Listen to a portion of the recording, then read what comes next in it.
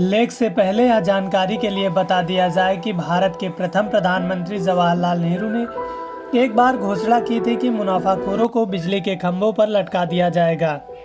उसी संदर्भ में यह लेख एक दिन राजा ने घोषणा कर दी कि मुनाफाखोरों को बिजली के खंभे से लटका दिया जाएगा। सुबह होते ही लोग बिजली के खंभे के पास जमा हो गए। उन्होंने खंभों की पूजा की, आरती उतारी और उन्हें तिलक किया। शाम तक वे इंतजार करते रहे कि अब मुनाफाखोर टांगे जाएंगे, और अब तक कोई नहीं टांगा गया। लोग जुलूस बनाकर राजा के पास गए और कहा, महाराज, आपने तो कहा था कि मुनाफाखोरों को बिजली के खंभे से लटकाए जाएंगे, पर खंभे तो वैसे ही खड़े हैं। मुनाफाखोर स्वस्थ और सानंद हैं। राजा ने कहा है तो उन्हें खंभे पर टांगा ही जाएगा। थोड़ा समय लगेगा, टांगने के लिए फंदे चाहिए। मैंने फंदे बनाने का ऑर्डर दे दिया। उनके मिलते ही सब मुनाफाखोरों को बिजली के खंभों से टांग दिया जाएगा। भीड़ में एक आदमी बोल उठा, पर फंदे बनाने का ठेका भी तो उन मुनाफाखोरों ने ही लिया है। राजा ने तो कहा, तो क्या हुआ, उसे उसके ही फंदे से टांगा जाएगा। तभी दूसरा बोल उठा, पर वह तो कह रहा था कि फांसी पर लटकाने का ठेका भी मैं ही ले लूंगा। राजा ने जवाब दिया, नहीं, ऐसा नहीं होगा। फांसी देना निजी क्षेत्र का उद्योग अभी नहीं हुआ है। लोगों ने पूछा, तो कितने दिन बाद वे लटकाए जाएंगे? राजा ने कहा, आज से ठीक 16वें दिन वे तुम्हें बिजली के खंभों से लटके दिखेंगे। लोग दिन गिनने लगे। 16वें दिन सुबह उठकर लोगों ने देखा कि बिजली के सारे खंभे उखड़े हुए पड़े हैं। वह हैरान हो गए कि रात में ना आंधी आई ना भूकंप, फिर वे खंभे कैसे उखड़ गए। उन्हें खंभे के पास एक मजदूर खड़ा मिला। उसने बतलाया कि मजदूरों से रात को यह खंभे उखड़वाए गए। लोग उसे पकड़कर राजा के पास ले गए। उन्होंने शिकायत की, महाराज, आप मुनाफाखोरों को बिजली के खंभों से लटकाने वाले थे, पर रात में ही सब खंभे उखाड़ दिए गए। हम इस मजदूर को पकड़ लाए हैं। यह कहता है कि रात को सब खंभे उखाड़वाए गए हैं।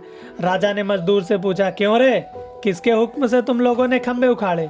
उसने कहा, सरकार, ओवरसीयर साहब ने हुक्म दिया था। तब ओवरसीयर साहब बुलाया गया।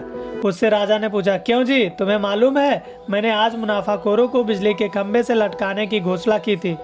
उसने कहा, जी सरकार। फिर तुमने रातों रात खंभे क्यों उखड़वा दिए?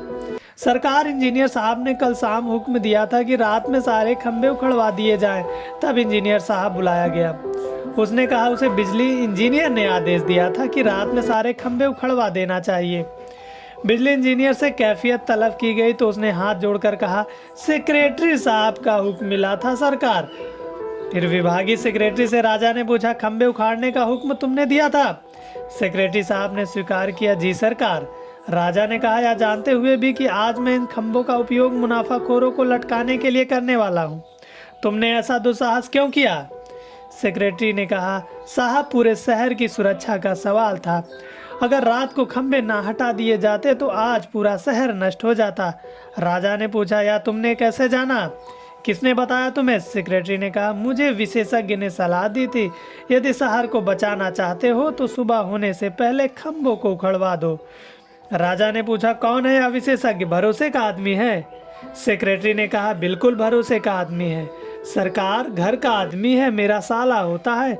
मैं उसे हुजूर के सामने पेश करता हूँ। विशेषज्ञ ने निवेदन किया, सरकार, मैं विशेषज्ञ हूँ और भूमि तथा वातावरण की हलचल का विशेष अध्ययन करता हूँ। मैंने परीक्षण के द्वारा पता लगाया कि जमीन के नीचे एक भयंकर प्रवाह घूम रहा है।